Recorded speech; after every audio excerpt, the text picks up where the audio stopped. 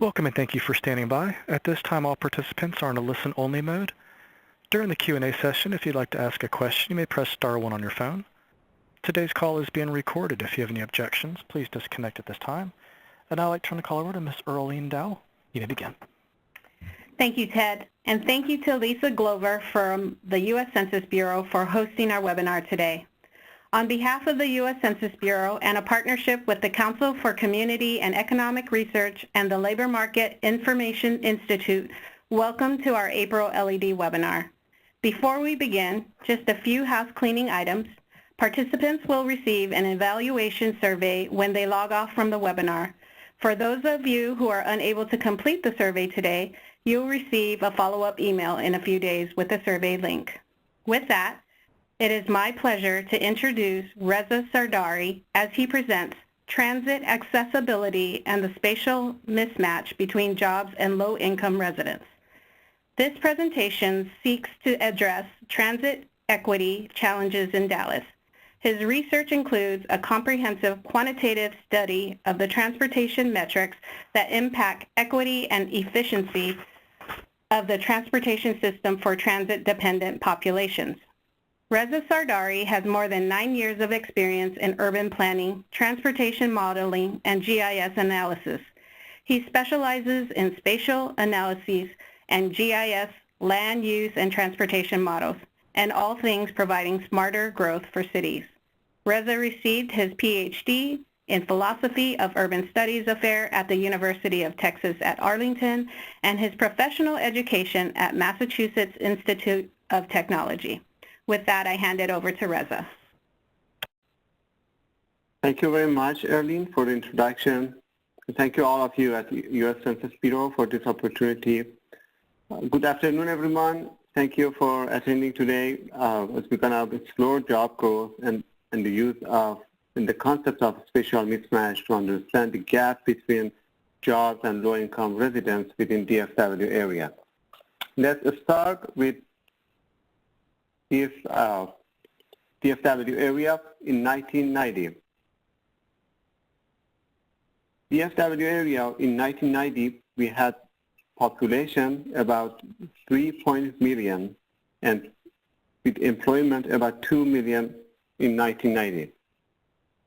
When we check out in 2017, DFW population was about 7.4 million and employment was 3.6 million.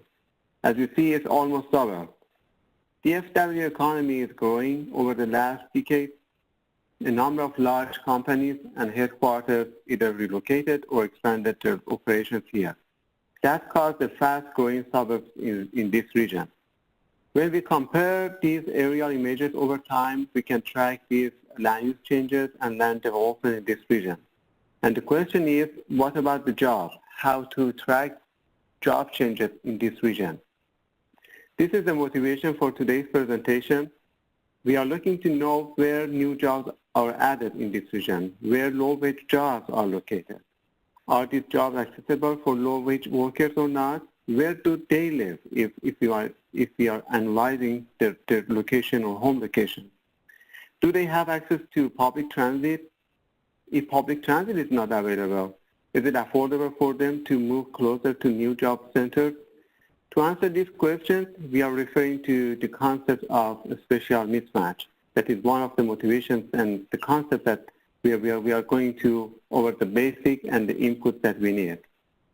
Then, based on this concept, we are going to obtain multiple data sources, integrate and overlap these factors to answer the above question. The spatial mismatch and these concepts first introduced by John Kay in 1965. Using workplace and residence data for Detroit and Chicago, he suggested that high unemployment rate was related to the movement of jobs away from the inner cities. Also, because of racial discrimination in housing market, those residents couldn't move to the suburbs. Then this concept was extended by non-economists such as William Wilson and John Quesada. You can find more information about this topic, but the key inputs that they mentioned in the literature when we review them, there are related to 4 main factors, as summarized here. All these studies, most of them, they consider job locations, home locations, location affordability, and job accessibility. And based on this, LEHD data provides the main input for downloading and getting data about job locations, home locations, and the last one, job accessibility. So LEHD data gives this opportunity to get work area characteristics, residence area characteristics, and also when we calculate in job accessibility, we can get the number of jobs at the block level. What kind of data and tools we need to explore spatial inequality within DFW area or other regions? For analyzing this concept, there are multiple data and tools available. The key one, the key data sets that we can use them is LEHD data, U.S. Census, HUD, subsidized housing properties, and transit data. We are going to the details how to get these data and how we can integrate them together for the further analysis.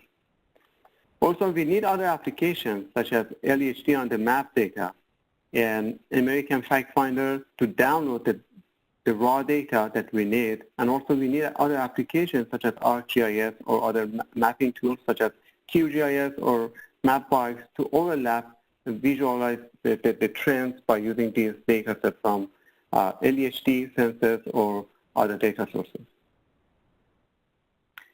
Let's briefly review what we can get and what kind of data or tools available from LEHD program. As you know, LEHD provides different data and tools. Some of them, for example, J2J Explorer, QW Explorer, that we can get job-to-job flows, for example, from J2J Explorer. But today we're going to focus on the map application and how we can get the location of home and work from this application that is online and it's free for the public. To start obtaining the work location, that is the first key factor for analyzing spatial mismatch. In this step, on the map application is used to download data for DFW area. The work area profile analysis function from the on the map application provides a detailed data at the block level that includes the number of jobs, workers by age groups, earnings, and industry groups such as construction, retail trade, finance, healthcare, and other sectors of industry. On the map application also provides this function to export data by 3 formats: GIS shapefile, KML, and CSV file. For this presentation and for this study, we use GIS shapefiles to download them, merge them, and aggregate it by census tract. On the map on the right side, for example, we can see the total number of jobs aggregated by census tract.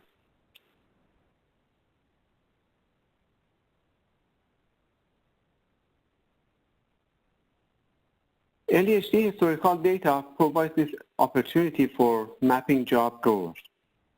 These 2 maps are directly screenshots from on-the-map application.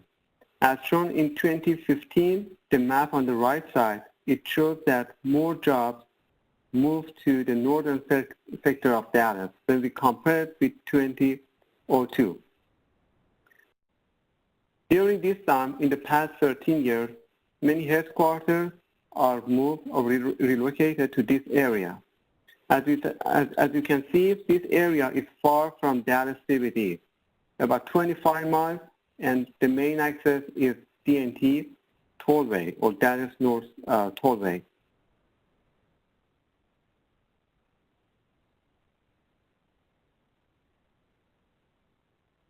To analyze the spatial inequality, we need earnings data too. This is another advantage of LEHD data that provides wages and earnings by 3 groups. For example, the first group represents earnings less than $1,250 per month. In many projects, such as EPA, Smart Location Database, these groups are called, for example, low-wage workers, and other groups are named as medium wage workers and high wage workers.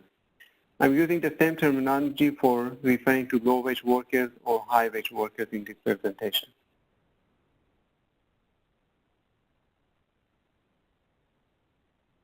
Back to the concept of spatial mismatch, we need to understand where low wage workers are located. This is the key point when we are analyzing spatial inequality and when we need to identify low wage workers, minorities, and low-income families. These maps are the screenshots from the on-the-map application. As shown in 2015, more low-wage jobs are moved to the northern section of Dallas. This pattern follows the same pattern we observed from the total job growth in this region. Again, we have more jobs, low-wage jobs are located within the north sector and other in the suburb areas. For better visualization, we can use heat map or density map to show hotspot of job growth. For example, this heat map shows where low-wage jobs are added from 2002 to 2015. It's clear that the north part of Dallas attracted more low-wage jobs in the past 13 years. It's interesting to consider that the distance, as mentioned before, the distance between Dallas CBD and this area is about 24 miles and with average 45 minutes during the peak hour if we are using tollway and without any incidents or accidents. The second factor is analyzing where home locations are located. This is another advantage, the benefits we can get from the LHD data. Home area profile analysis function provides the same information we got from the work area analysis function with the details about the workers' home location, about their demographic data and variables such as race and ethnicity. To show some examples of home area profile analysis, we are going to some maps that shows their work locations, their home locations based on their income and their race. For example, based on home area profile analysis here, this map shows where black workers live. We can see higher concentration of black workers are living within the southern part of Dallas. The darker blue area that shows where are they located. Let's go to the next map that again is from LHD on the map program from the home area profile analysis. This map shows where low-wage workers live. As shown again in this map, higher percentage of low-wage workers are living within the southern section of Dallas that follows the same pattern we had in the previous map. LHD data it also provides information about race, gender, and other socioeconomic factors. This map shows the share of jobs occupied by white to black workers in 2015 LHD based on 2015 LHD data. The green circle represented that black workers are more than white workers. As you see, the southern section of Dallas, we have higher ratios. In contrast, the dark brown circles represent that jobs are mostly occupied by white workers, and the ratio is more than 1, and even in some areas more than 10. A great tool that we can use to visualize spatial mismatch is creating relationship maps. For example, in this relationship map, the blue color shows a higher percentage of low-wage job growth. So, as you see, within the north part, we have higher concentration of low-wage jobs that are added in the past 13 years. The orange color shows a higher percentage of low-wage workers' home location. So we can see more orange colors in the southern section of Dallas are located. So this is another advantage when we overlap these variables from LHD data in applications such as ArcGIS Online platform that we can create these kind of relationship maps.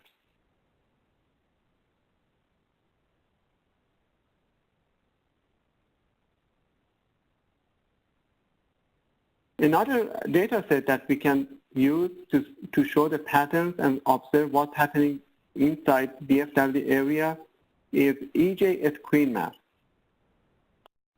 Here, for example, EPA EJSCREEN tool shows that a higher percentage of low-income families and minorities are located within certain parts of Dallas. These present the same pattern we observed from the LEHD data and home profile analysis by race and earnings.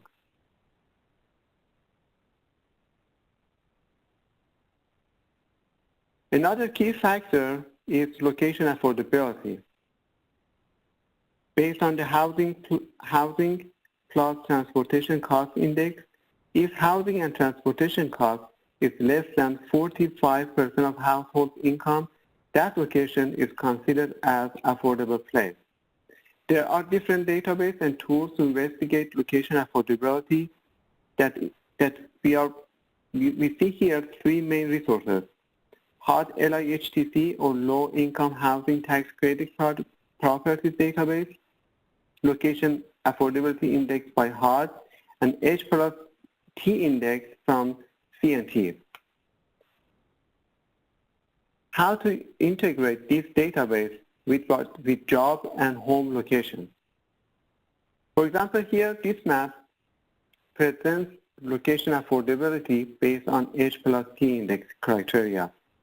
In this map, white area shows affordable places with H+T cost less than 45% of household income.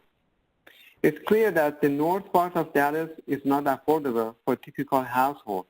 The main reason is that in this area, not only rent and housing price is high, but also public transit is not available. Let's consider the subsidized housing properties from HUD. The map on the left side shows the location of HUD subsidized housing properties.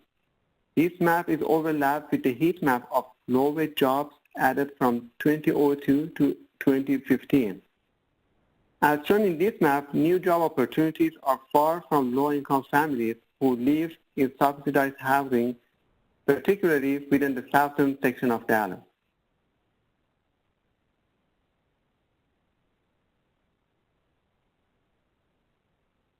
Availability of public transit is another key factor when we are analyzing spatial inequality.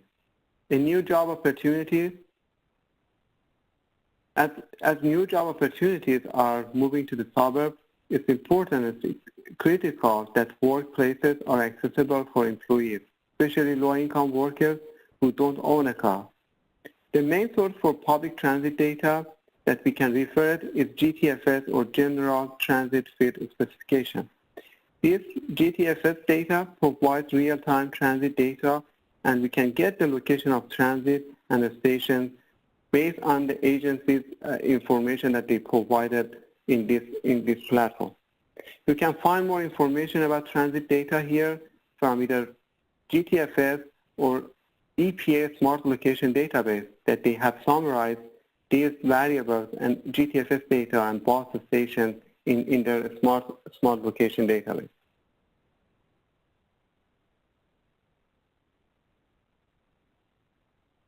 The map on the left side, here we are analyzing job accessibility with transit. The map on the left side, for example, shows transit stations and distance to public transit and transit stops.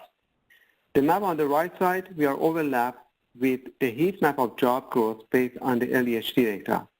Again, as shown, it takes about 2 hours for a trip by transit from Dallas CBD to the north part, and also many workplaces within the north part, they don't have public transit, and even they are not accessible for people who don't have a car.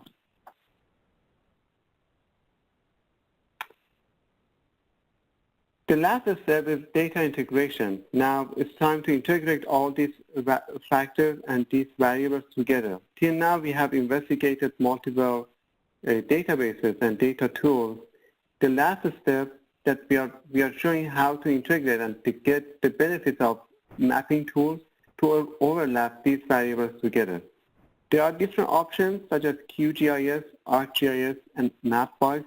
Here we are using, for example, ArcGIS online platform to create a web-based map that is integrated with LEHT data and other data factors from location affordability, U.S. Census data, and transit data. This link provides access to these web applications that we can go through this web app and see what's happening inside DFW area.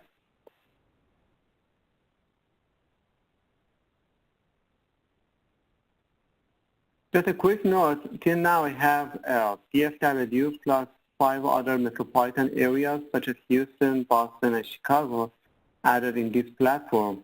So I'm adding more metro areas to investigate what's happening based on overlapping different factors and variables. On the left side, we can find information about the layer and the legend for the descriptions of each layer.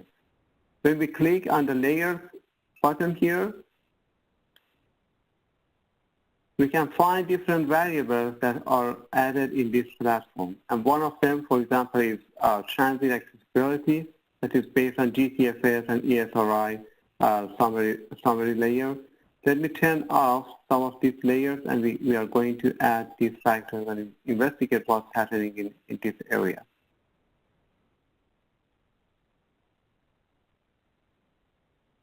Let us start with subsidized housing properties.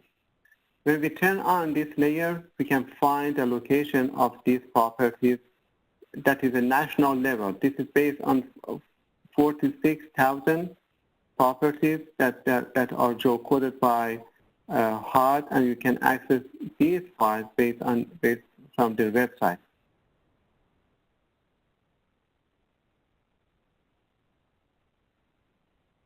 Another factor that we can compare and overlap with the location of subsidized properties is LEHT data and where low-wage jobs are added within this region.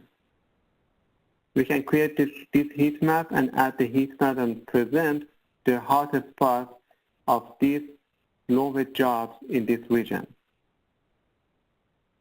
Also, we can turn on other factors or variables. For example, we can turn on the percentage of Black populations in this region and turn off other layers that we don't need.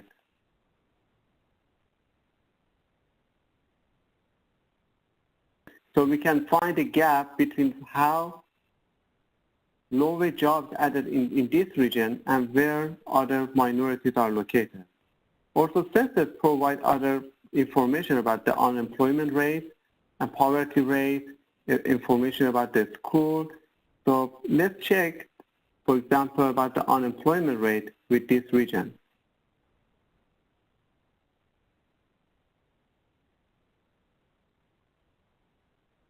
As you see, for example, these orange squares, these shows higher percentage of unemployment with this region. And the higher unemployment rate is concentrated within the southern part of Dallas, and lower unemployment rate is within the north part of Dallas area.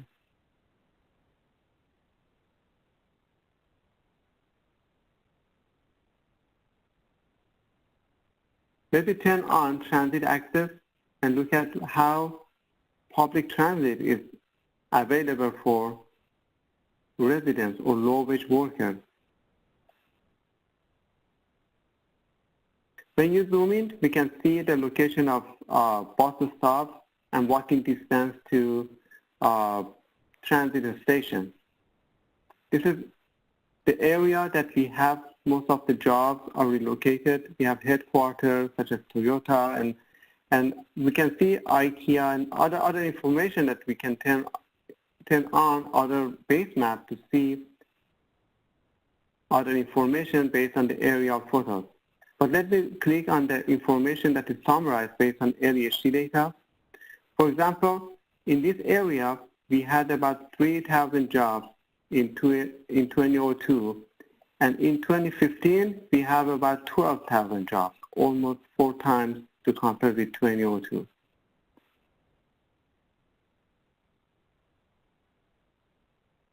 In addition to transit, we can turn on other factors. For example, this layer, low poverty rate index from HUD, this is another measure that we can consider and overlap it with early HD, low-wage jobs, and the hottest spot of low-wage jobs in this region.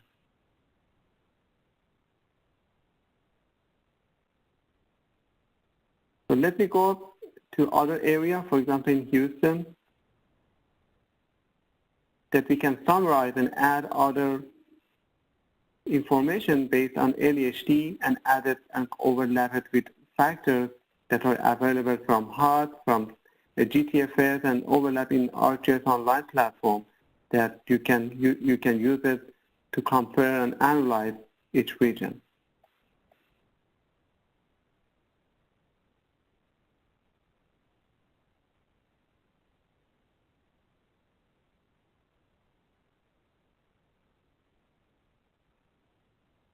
So this is Houston area, and we can see the location of low-income subsidized properties from HUD and where low-wage jobs are added in this region.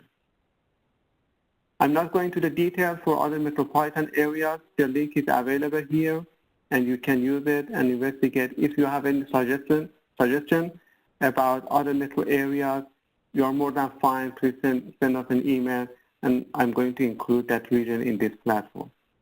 Then we go back to the slide we had.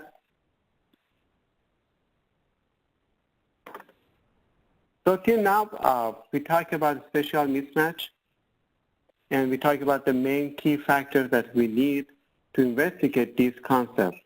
In this presentation, we reviewed that how ADHD data and location affordability and transit accessibility can be integrated together to identify spatial inequality. These tools and overlapping approach and summarizing these variables together can help decision makers and planners to track job changes over time and consider different solutions to fill the gap between jobs and low-income residents by either improving transportation systems or the development of communities that are affordable. With this, I'm ready to take your questions, and thank you again for your time. Thank you, Reza. While we're all preparing your questions, I would like to take this opportunity to thank Reza for his presentation and thank you all for joining us today.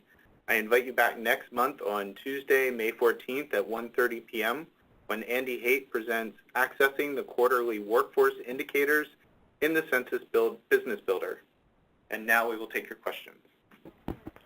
The phone lines are now open for questions. If you would like to ask a question over the phone, please press star 1 and record your name. If you'd like to withdraw your question, press star 2. Thank you.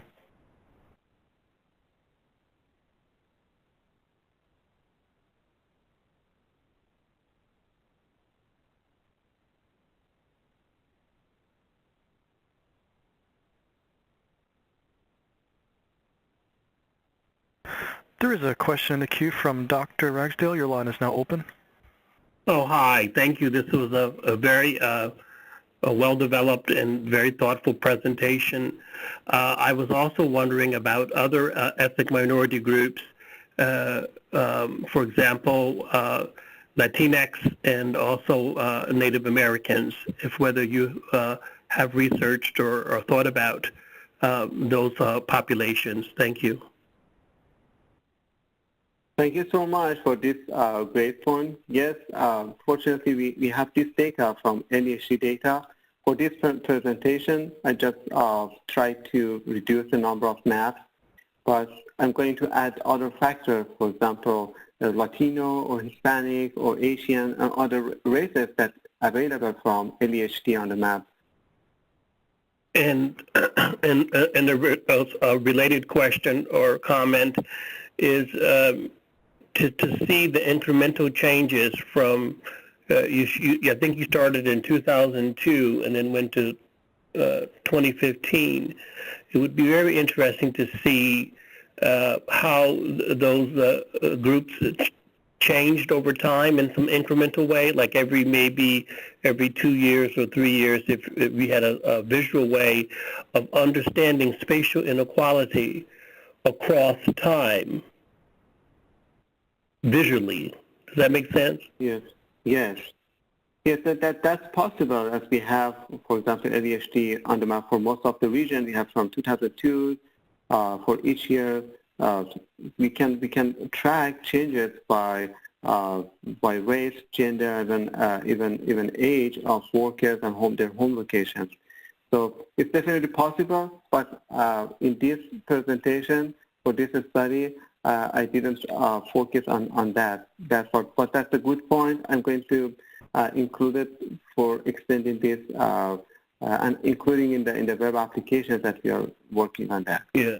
And then my final question or comment is, in your model, I think you were looking at it in terms of low income, you were looking at race, you were looking at gender, you were looking at a series of different points. I don't remember all the model. There was like 5 different key points you were looking at. What I was interested in knowing is there a way to reduce that model, because I would assume that many of those are highly correlated with each other. And whether you examine those correlations, and if they're highly correlated, then I think it would be interesting just to look at less of those domains, if that's making sense.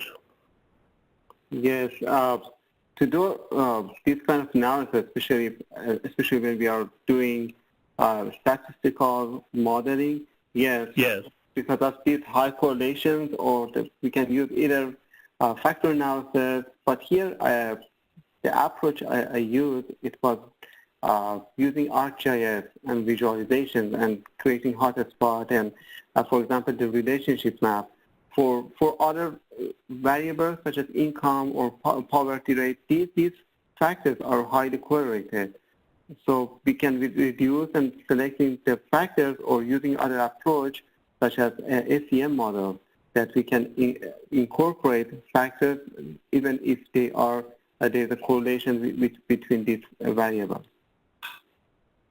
Yes, excellent. Yes, correct. Yes, or either principal component analysis because of the rotations you have to do in factor analysis, and it may be interesting to look at the error terms in the principal components analysis as well. But thank you very much. I think I've exhausted my sets of questions. Thank you. Great question. Thank you. Next question is from Manuela Schuster. Your line is now open.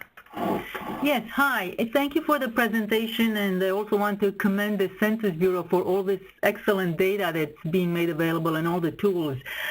My question relates to the timeliness of the data on the map and also the data presented here. I think the last year is 2015. For other information, the data goes at least until 2017.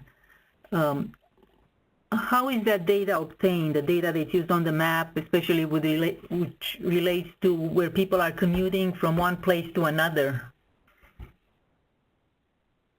Yes, this is based on ADHD, that the latest data that's available at this time, it's 2015.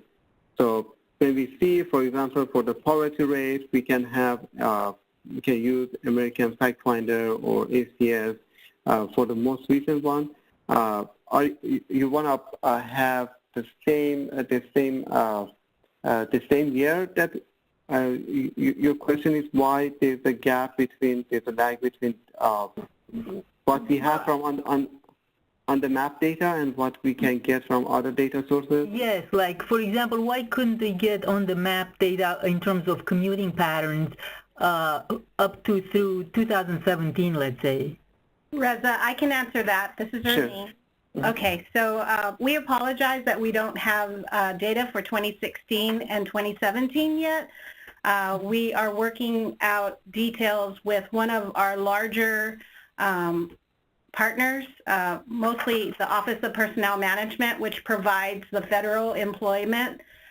So because of that, we have been delaying the process. However, it's come to the point where we might produce the data without the federal data. So it's in the works. We're just trying to work details out, and then at that time we'll be able to update it. But just to let you know also that the data from LEHD comes from the states, so we get their unemployment insurance wage records along with their QCEW. Oh, so the commuting patterns are based on the wage data that comes from the state? Yes. So what happens is there's a category called origin destination, and right, what we yes. do is we connect where the worker works and where the worker lives, and that's how we get the commuting patterns. Mm-hmm. And have you been getting this data from the state of New Jersey? Yes, ma'am. Okay, good. So you were waiting to get like the federal workers, information on the federal workers? Yes, ma'am. To have a complete set. Oh yeah, it would be good. You could put a footnote saying excludes federal workers. Right. We're working on that for sure. Okay, thank you. Mm-hmm. Next question is from Mike Allen. Your line is now open. Hi, thanks very much. It was a great presentation. Just wanted to know, it's the first one I've participated in or viewed. Will the presentation itself be available offline afterwards? Yes, sir. Yes, sir, it will be. Okay, and is that about a week later or? Hopefully, yes. Okay, perfect. Thank you again. Mm-hmm. Thank you. Next question is from Linda Banks. Your line is now open. Good afternoon. Thank you again for the presentation, and I thoroughly enjoyed it, as well as the comments that have come in. I really enjoy hearing those as well. I am calling or asking the question of some of the data from the layers that were used and selected. So I saw some that had HUD information, or at least a reference to HUD, and I was just curious to know where those data points are coming from. Yes, HUD, they have the geocoded service that they shared the latest one. I think it's 2016. That is available from ArcGIS online platform. If you search on a HUD website, searching for LIHTC, GIS, ArcGIS online database, also we have provided a link to the layers and also API REST service, ArcGIS API REST service, that you can add it in your ArcGIS online platform, or even you can download the shapefile or the CSV files from the website. Thank you very much. And also this provides detailed information about the number of units they have, the address, the property name. All the detailed information is attached or joined to the geodatabase. Very good. Thank you. You're welcome. Next question is from Kathy Campbell. Your line is now open. Hi, thank you. This is my first time as well. I am listening because we are getting ready to transition, like many others, into Perkins 5 grant, where we are required to have a comprehensive local needs assessment aligning college programs to employment.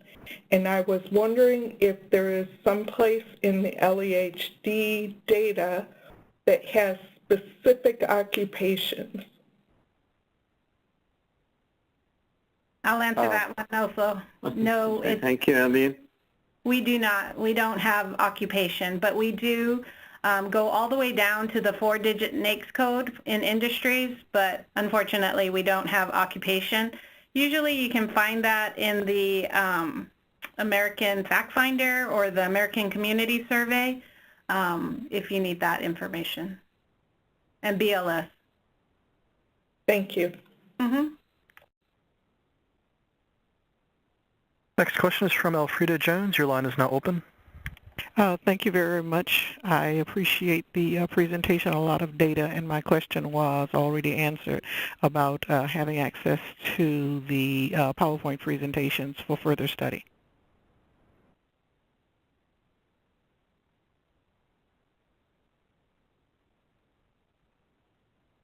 Next question is from Stefan. Your line is now open.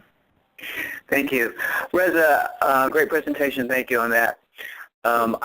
This may just say if this is too far afield from the topic at hand, but you being the GIS expert, I was kind of hoping that you were going to dig down a little bit and show us how you actually accessed and placed, for example, on the map data, in your GIS tool of choice.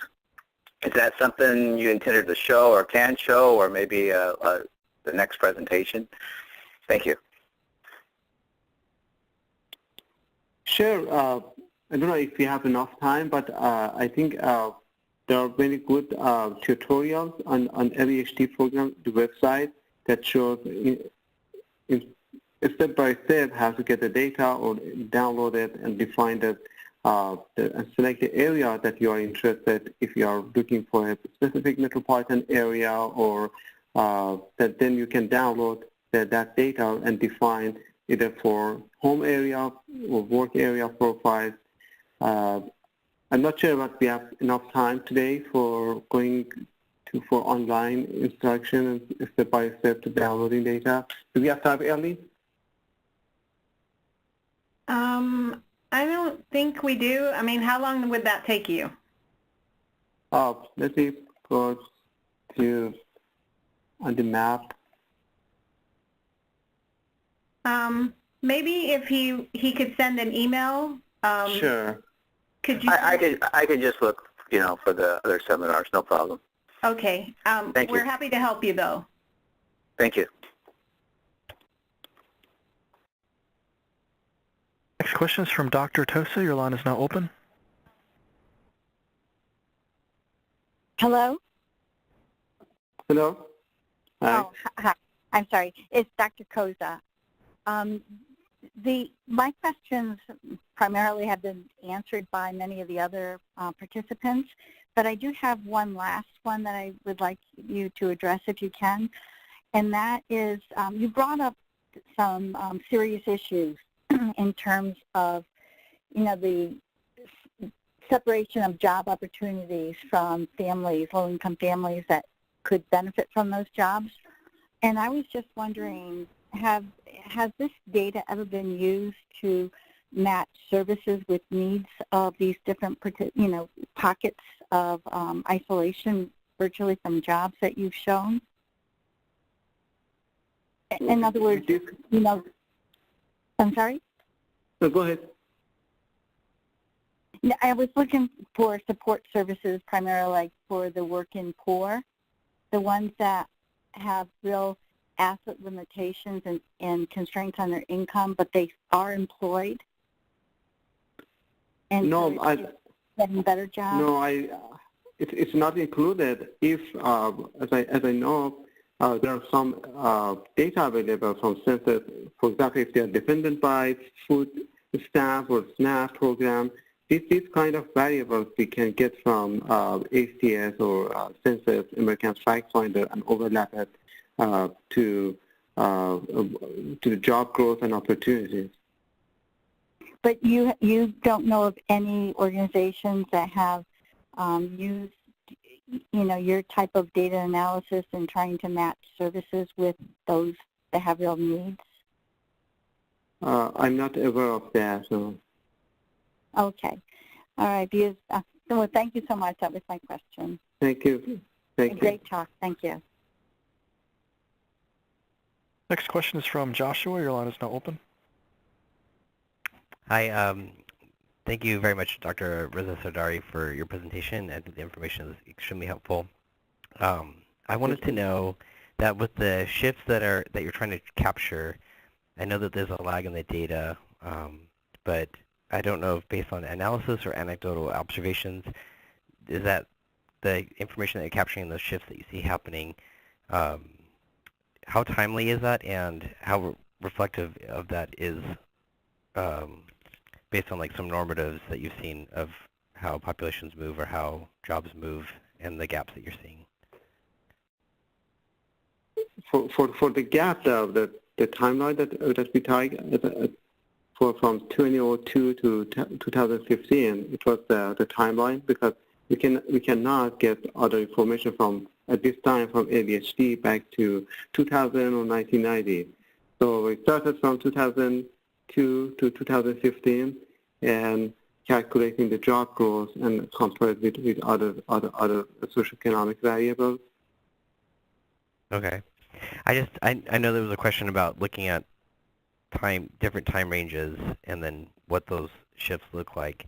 And I know my understanding is going from 2002 to 2015. It's a significant amount of time to see a big shift. Have you done analysis on smaller time frames, and is the findings from 2002 to 2015 similar to what you would see trending over smaller time frames?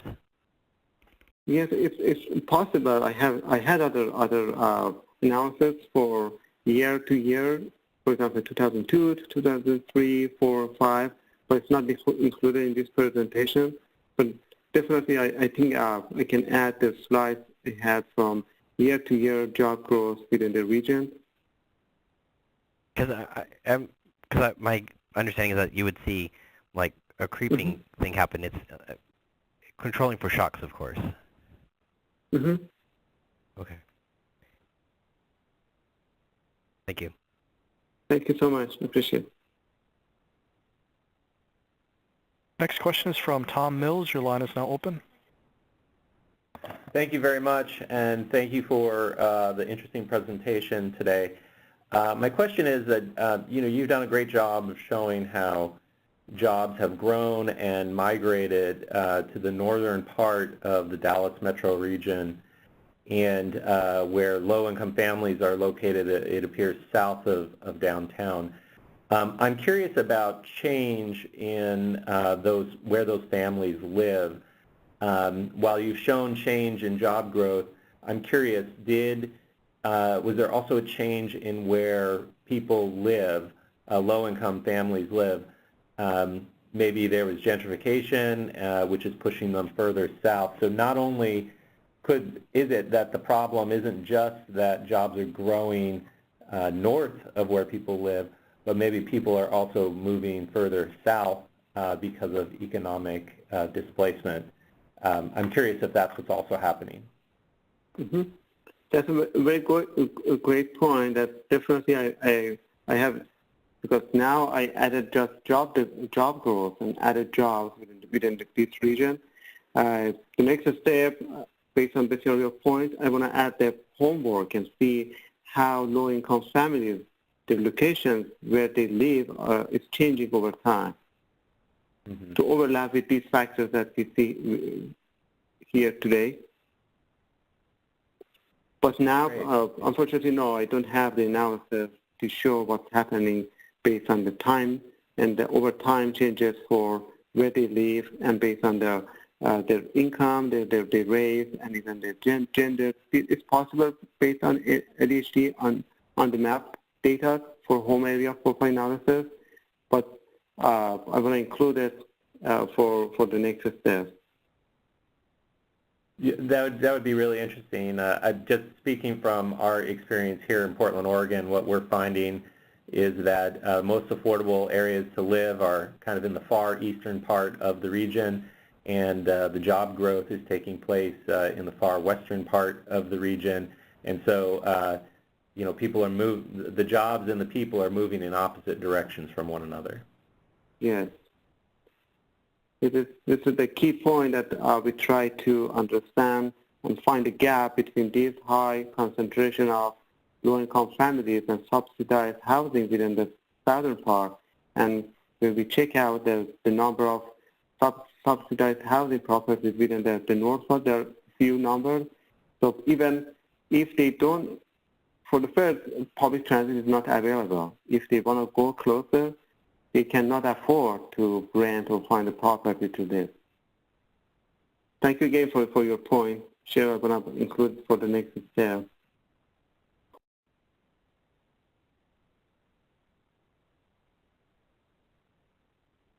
I'm showing no further questions at this time. We're very grateful for Reza Sardari and his excellent presentation. Please be sure to come back next month for our May LED webinar. Thank you to the audience for joining us today, and thank you to C2ER and the LMI Institute and the U.S. Census Bureau for hosting this webinar. Just a reminder, participants will receive an evaluation survey when they log off from the webinar. For those who are unable to complete the survey today, you will receive a follow-up email in a few days with a survey link. We hope you enjoyed today's webinar and have a great day.